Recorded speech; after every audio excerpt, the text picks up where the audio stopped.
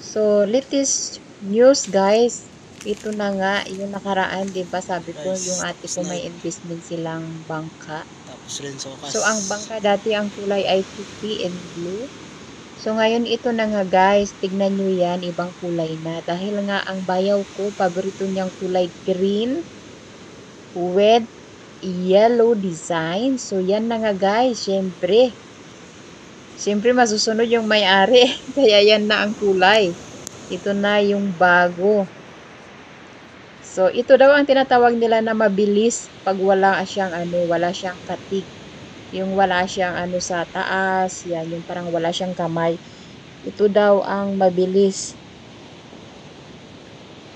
So, syempre guys, wala tayong magawa. Yan, pag-uwi natin ng Pilipinas, itatry natin. Excited already guys. Excited na tayong umuwi ng Pilipinas para naman Tapos makapag-ride tayo rin sa sa dagat. wakas yung pintura ko. Siyempre, coming Pwede na yan soon. baba See you guys. Philippines! I-ride naman tayo.